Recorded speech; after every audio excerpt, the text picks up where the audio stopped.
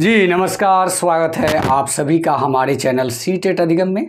दोस्तों, आज की इस वीडियो में हम लोग बात करेंगे जो पिछले दिनों प्राइमरी का पेपर हुआ उसके संबंध में कि कटअप जो है कैसे बन सकता है और कितना जा सकता है। जी हाँ दोस्तों, जैसा कि आप सभी जानते हैं, लगभग सभी का परीक्षा जो है जिस प्रकार की तैयारी थी उसके अकॉर्डिंग परीक्षा के प्रश्न पत्र नहीं थे। सभी जानते हैं कि सभी का पेपर जो है एक मिनिमम रेशियो के अनुसार क्वालिफाई कर रहे हैं। तो ऐसे में अब यह सवाल उठता है कि कटअप कैसा हो सकता है। जी हाँ दोस्तों, क्योंकि सभी का नंबर जो है उसी हिसाब से ही आ रहा है। सबको लग रहा है कि कटअप जो है किस प्रकार से होगा, तो ये बहुत बड़ा सवाल बना हुआ है। तो आज की इस वीडियो में हम लोग यही बात करेंगे कि कटअप जो है कैसे रहने वाला है। इस वीडियो को पूरा देखिएगा, अंत तक देखिएगा और अच्छा लगे तो चैनल को सब्सक्राइब कीजिएगा। यहाँ पे हमने 4-5 सवाल भी इंक्लूड किए हैं, जैसे अगर बीएड को सेलेक्ट करता है तो कैसे मेरिट बनेगा। सबसे पहला तो यही है कि बीएड सेलेक्ट होगा कि नहीं, ये सवाल है। और सीटेट अपेयरिंग का क्या होगा, एवरेज कटअप क्या जाएगा और किसका कितना जाएगा, महिलाओं का कटअप कितना जाएगा। जी हाँ, पेपर में समानता नहीं थी, ये भी आप बात जानते हैं कि पेपर 1 जो था वो पेपर 2 के हिसाब से कहीं से भी मैच करने लायक पेपर नहीं था। ये सभी अभ्यर्थी जानते हैं।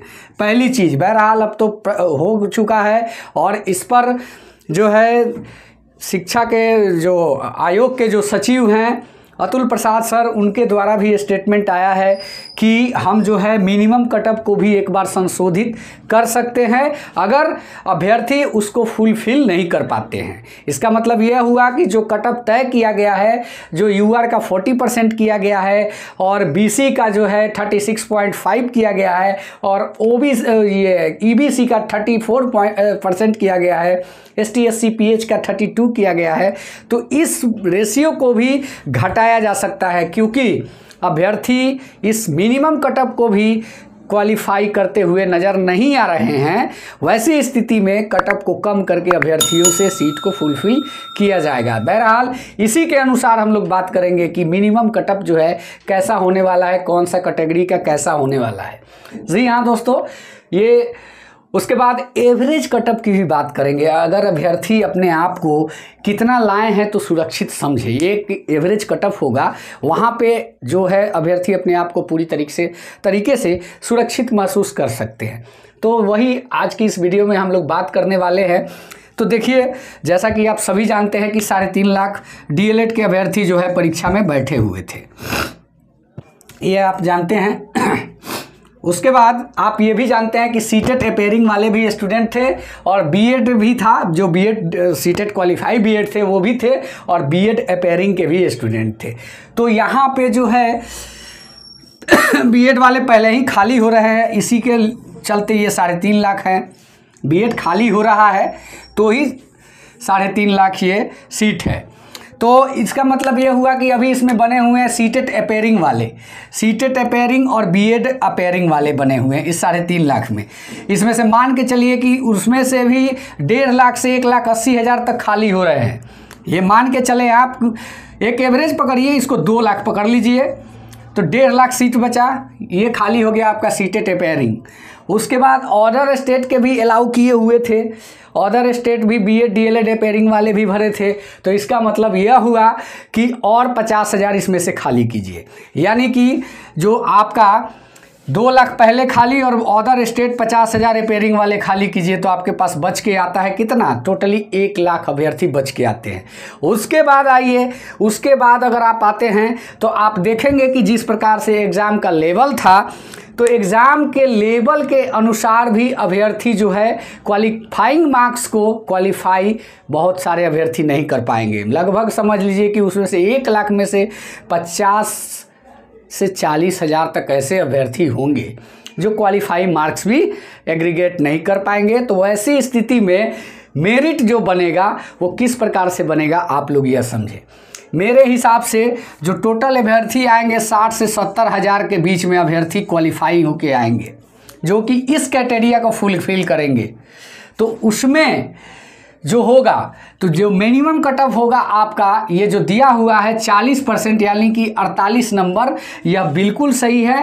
ये आप अगर अपने आप को जनरल के अभ्यर्थी, मतलब आप खुद जनरल अभ्यर्थी है, तो आप सेफ कहाँ पे हैं, 55 नंबर आपका है, तो आप बिल्कुल सेफ हैं एकदम।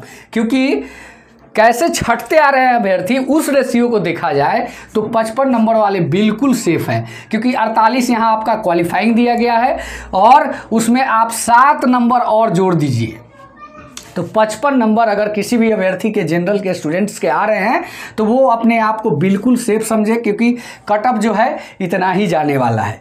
और बात करते हैं अदर स्टेट के अभ्यर्थियों के लिए, तो देखिए अदर स्टेट के अभ्यर्थी, बात को समझिएगा, अदर स्टेट के अभ्यर्थियों के साथ क्या होगा, पहले प्रायोरिटी इनको रहेगी, क्योंकि पहले मेरिट इन्हीं का बनाया जाएगा और उसके बाद यहाँ से इनका मेरिट उठाया जाएगा। अदर स्टेट को पहले प्रायोरिटी देगी मेरिट बनाने में, ये लोग, आप ये चीज़ आप जान लीजिए।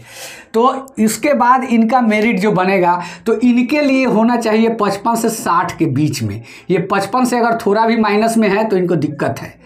55 से 60 के बीच में अदर स्टेट के अभ्यर्थी हैं तो उनकी सिलेक्शन हो पाएगी। और बात करते हैं ओबीसी कैंडिडेट के लिए, जो मानक तय किया हुआ है 36.5, यानी कि टोटल समझे 43 पॉइंट समथिंग, उसको हमने 44 नंबर मान के चला है। तो 44 नंबर यह बिल्कुल मानक सही है, और इसको अगर कोई भी अभ्यर्थी इसमें 5 से 7 नंबर और जोड़ दीजिए आप, यानी कि 50 से 54 के बीच में भी जिनका है, वो समझे कि बिल्कुल सेफ जोन में है। और बात करते हैं ईबीसी कैंडिडेट की, तो ईबीसी में बहुत अभ्यर्थी नहीं है, कुछ संख्या इसमें कम है, तो इनका जो मेरिट में आना है ये 34% को फुलफिल करते हैं, उनकी नौकरी सुनिश्चित है, क्योंकि स्टूडेंट इसमें कम है। अगर अति पिछड़ा वर्ग के जो अभ्यर्थी हैं 41 नंबर आता है इनका, 41 से मान के चलिए कि 45 के बीच में है, तो ये बिल्कुल सेफ हैं, ये एकदम मान के चलिए। और ST SC PH PW 32% जो है, इनका तो बिल्कुल इसी नंबर पे हो जाना है। अगर ये अभ्यर्थी 45 नंबर के आसपास है तो 100% सेव है। इनका हम और आपसे पहले होगा। अगर आप 50 नंबर भी ला के रखे हैं तो इनका उनसे पहले होगा, क्योंकि इनमें संख्या सबसे कम होती है, सीटें अच्छी खासी है, स्पेशल कैटेगरीज में आते हैं, इसलिए इनका ज्वाइनिंग जो है 45 जिनका भी है वो सबसे पहले ज्वाइनिंग होगा। तो अब बात करते हैं महिलाओं के लिए। महिलाओं में क्या है, सीटें बहुत ज़्यादा है। जो भी महिला क्वालिफाई करेगी, इस मानक को पार करती है, उसका नौकरी सुनिश्चित है। मैं समझता हूँ कि स्टूडेंट नहीं मिलेंगे। एक बार बीपीएससी ने जो कहा है कि हम इस मानक को भी कम कर सकते हैं, तो उसको एक बार कम करना पड़ेगा अगर सीटों को भरना होगा तो, क्योंकि इस मानक के हिसाब से भी बहुत कम अभ्यर्थी आएंगे, वो सही बात है। मानक एक बार कम होगा और बीपीएससी के चेयरमैन को यह चीज़ का अंदाज़ा हो चुका है कि अभ्यर्थी किस प्रकार से क्वालिफाई करने वाले हैं, जिसका सामने उदाहरण देख सकते हैं आप कि एक उनका ट्वीट और ऊपर से सबसे पहले निगेटिव को हटा देना। तो निगेटिव हटाना ही यह सुनिश्चित करता है कि प्रश्न के लेवल, उनको भी पता था कि ऐसे है कि ये प्राइमरी के लेवल नहीं होते, इसलिए उन्होंने निगेटिव को हटाया। और दूसरी चीज़, परीक्षा के दिन उनका ही ट्वीट आता है कि जो मानक तय किया गया है, स्टूडेंट 75% सीट को फुलफिल नहीं करते हैं तो उस मानक को भी घटाया जाएगा। तो वो बात बिल्कुल जायज़ है, मानक एक बार घटेगा भी। अगर इस क्राइटेरिया को आप फुलफिल नहीं भी करते, जो स्टूडेंट इसके इर्द गिर्द हैं, वो बिल्कुल समझे कि उनकी भी नियुक्ति होगी, वो भी मेरिट में आएंगे। लेकिन इस मेरिट के हिसाब से बात करें तो जो एवरेज कटअप की बात करते हैं, एवरेज कटअप मान के चलिए कोई भी अभ्यर्थी हो, चाहे जनरल का हो, ओबीसी का हो, ईबीसी का हो, एसटी एससी पीएच हो, एवरेज कटअप अगर जिनका भी 50 से 55 नंबर आया है, वो समझें कि बिल्कुल सही जोन में है। और कुछ ऐसे भी अभ्यर्थी हैं जिनका 60 से 75 के बीच में भी नंबर है। 75 से ऊपर जो बता रहे हैं, इनमें थोड़ा डाउट है। वो इसलिए डाउट है कि 75 से ऊपर वाले कुछ अभ्यर्थी बीएड वाले हैं, वो इसलिए कि वो फ्री माइंड से एग्ज़ाम को दिए हैं, तभी उनका नंबर बढ़ा है। ऐसा नहीं है कि उन पर किसी प्रकार का प्रेशर था। अगर प्रेशर में होते तो ये क्राइटेरिया को फिल करने में टाइम लगता है। क्योंकि एग्ज़ाम एक ऐसा चीज़ है कि उस पर एक साइकोलॉजिकल इफेक्ट होता है, तो उस इफेक्ट से ये लोग बाहर थे तभी इनका नंबर बढ़ा है। और ये जानते हैं कि हमारी जो है होगी कि नहीं, इस पर बहुत बड़ा संशय है, इसलिए वो परीक्षा फ्री माइंड से दिए थे तो उनका नंबर बढ़ा है। और वैसे अभ्यर्थी को, जैसा कि आप जानते हैं कि बीएड को जहां तक लेने का सवाल है तो सुप्रीम कोर्ट के निर्णय के अगेंस्ट सरकार नहीं जाती है, क्योंकि सबसे बड़ा सुप्रीमो वही है और उसी जो तय करता है वो पूरे भारत में चीज़ें लागू होती है। तो आप निश्चिंत रहे, अगर आप 50 से 55 के बीच में भी नंबर रखे हैं, चाहे जिस भी कैटेगरी से हैं, आप बिल्कुल सेफ जोन में हैं। हाँ, तब एक बड़ा सवाल यह उठता है कि अभी हम लोगों ने जो मिलाया है यूट्यूब के माध्यम से मिलाया है, लेकिन कुछ प्रश्न ऐसे भी होते हैं कि जिसका आंसर आयोग जानता है। तो अभी एक बड़ा सवाल है कि सबसे पहले उसका आंसर की आना चाहिए। अगर आयोग का आंसर की आ जाता है, उसके अकॉर्डिंग आपका ये नंबर आता है, तो आप समझिए कि बिल्कुल सेफ जोन में है।